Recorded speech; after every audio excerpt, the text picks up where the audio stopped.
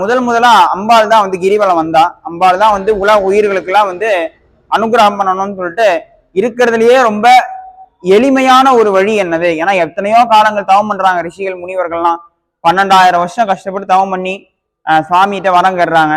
இந்த மாரி இவ்வளவு கஷ்டப்பட்டு பண்றோமே, இதுக்கு எளிமையான ஒரு வழி கிடைக்காதா அப்படின்னு எல்லாம் கேட்கும் போது அம்பாள் சொல்றா, நான் வந்து சுவாமி வந்து கிரிவலம் வரப்போறேன், கிரி ரூபமா இருக்கக்கூடிய சுவாமியை பிரதட்சிணை வரப்போறேன் அப்படின்னு.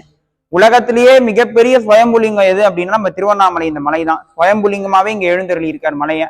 இந்த மலையை வந்து நம்ம ஒரு தடவை கிரிவலம் வந்தா அவ்வளோ விசேஷம்னு சொல்லிட்டு புராணங்கள்லாம் கூறுகின்றது. அதுல முதல் முறையா கிரிவலம் வந்தது நம்ம அம்பாள் தான்.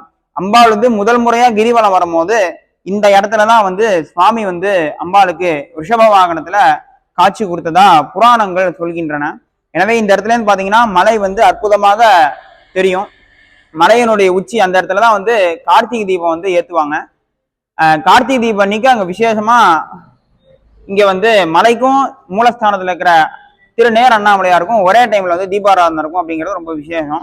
இந்த இடத்துல வந்து சுவாமிக்கு அம்பாளுக்கு வந்து சிவபெருமான் காட்சி கொடுத்ததால அம்பாள் வந்து இந்த இடத்துல வந்து ஒரு சிவபெருமான ஸ்தாபனம் பண்ணி ஒரு சிவலிங்கத்தை ஸ்தாபனம் பண்ணி இந்த கோயிலுக்கு பின்னாடி ஒரு தீர்த்தம் பார்த்துப்பீங்க. அந்த தீர்த்தம் வந்து உண்ணாமுலை அம்பிகை தீர்த்தம்னு அம்பாலே வந்து ஒரு தீர்த்தத்தை உண்டு பண்ணி இந்த இடத்துல சிவ பூஜை பண்ணதா புராணங்கள்லாம் சொல்லப்படுது. இப்பேற்பட்ட விசேஷமான ஒரு ஸ்தலம் என்ன அப்படின்னா நம்ம திருவண்ணாமலையோட விசேஷமே ஸ்வயம்புலிங்கம் வந்து அண்ணாமலையார். அம்பாலால பூஜிக்கப்பட்ட ஒரு சிவலிங்கம் அப்படிங்கிறது நம்மளுடைய திருநேர் அண்ணாமலையார் அப்படிங்கிறது.